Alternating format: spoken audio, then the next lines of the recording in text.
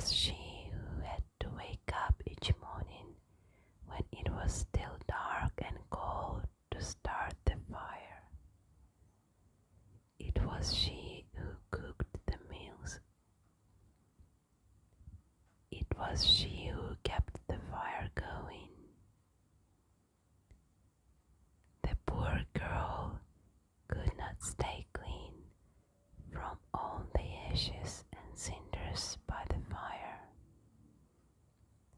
What a mess her two stepsisters loved, and that is why they called her Cinderella. One day, big news came to town. The king and queen were going to have a ball. It was time for the prince to find a bride.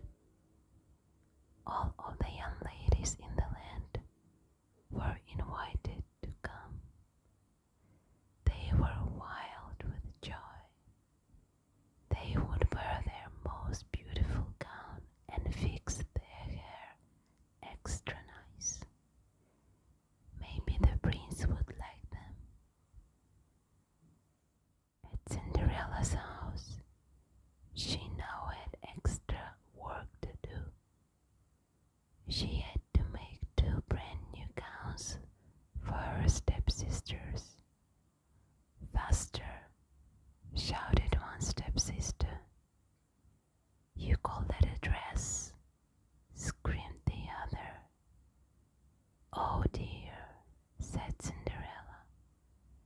When can I? The stepmother marched into the room. When can you what? Well, said the girl, when will I have time to make my own dress for the ball? You, yelled the stepmother. Who said you were going to the ball?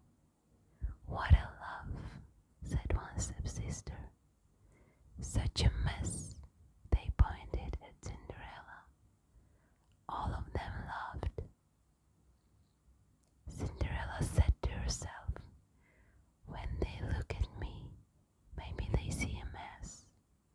But I'm not that way, and if I could, I would go to the ball.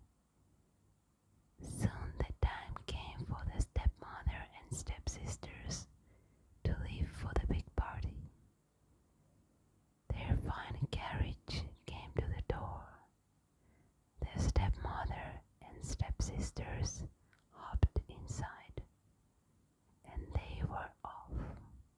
Goodbye, called Cinderella. Have a good time. But her stepmother and stepsisters did not turn around to see her. Oh me, said Cinderella sadly. The carriage rode down the street. She said aloud, I wish I could go to the ball too. Then, poof, all of a sudden, in front of her was a fairy. You called, said the fairy. Did I? Said Cinderella. Who are you? Why, your fairy godmother, of course. I know your wish, and I have come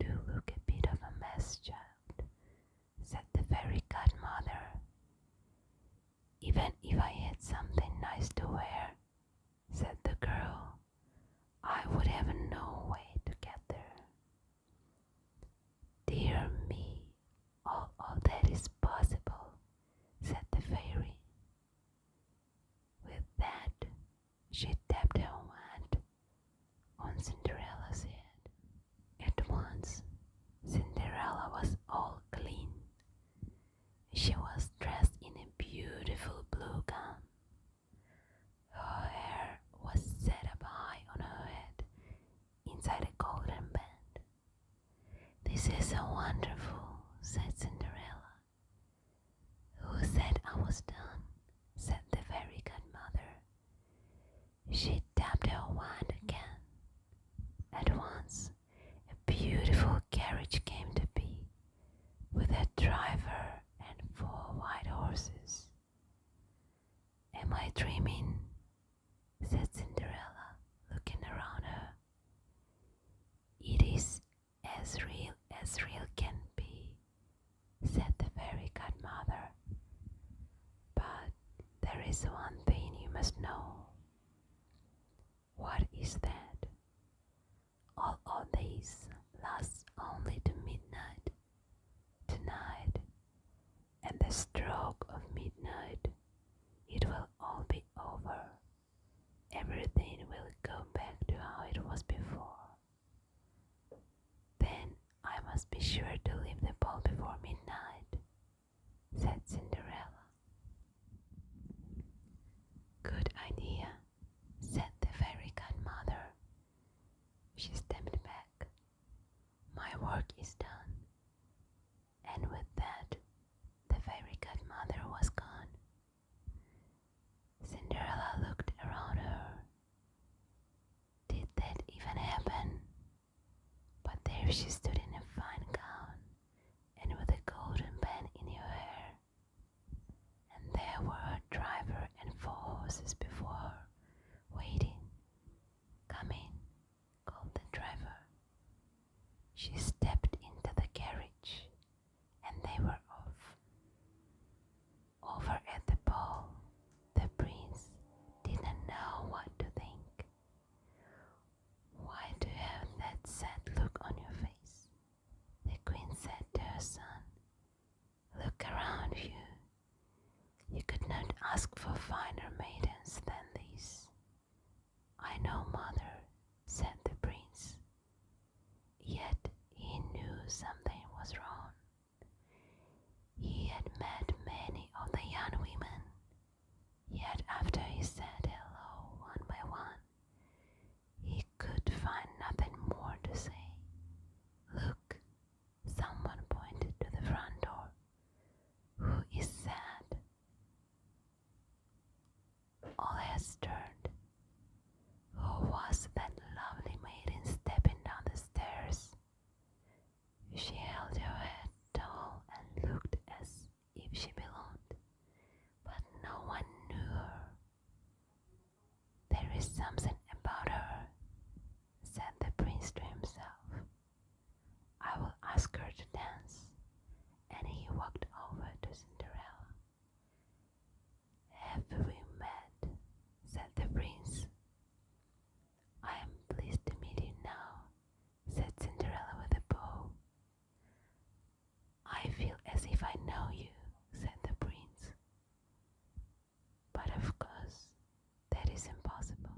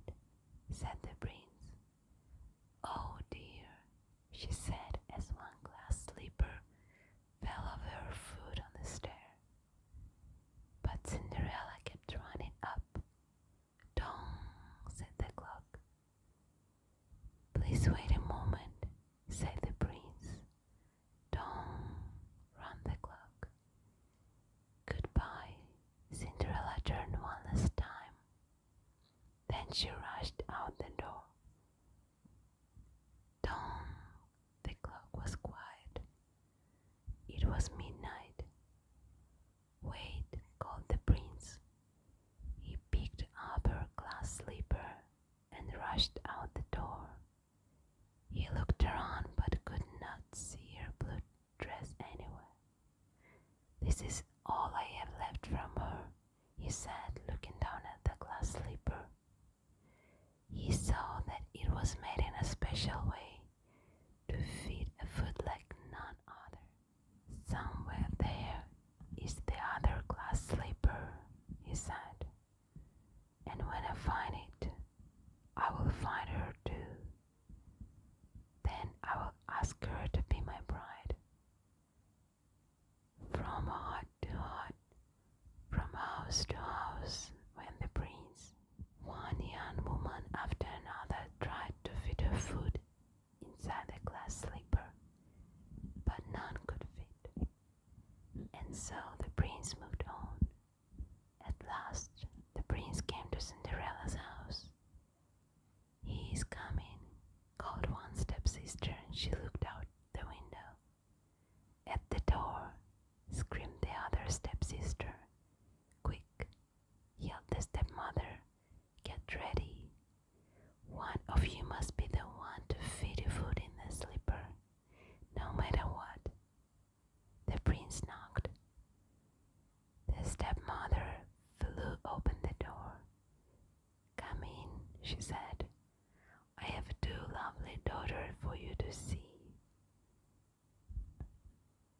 The first stepsister tried to place her foot in the glass slipper. She tried hard, but it just would not fit. Then the second stepsister tried to fit her foot inside.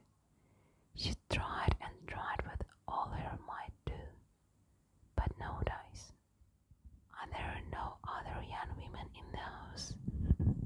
said the prince. "None," said the stepmother. "Then I must go," said the prince. "Maybe there is one more," said Cinderella, stepping into the room. "I thought you said there were no other young women here," said the prince.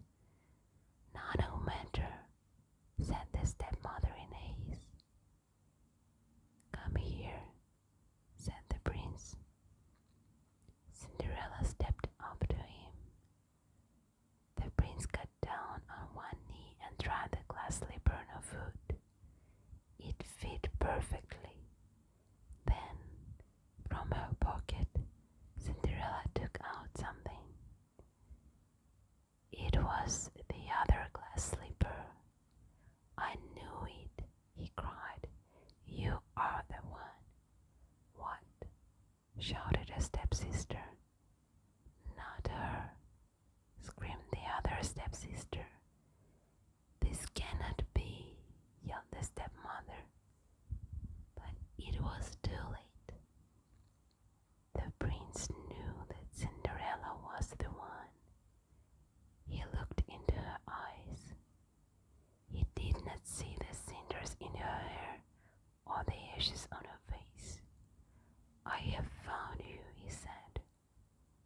"And I have found you," said Cinderella. And so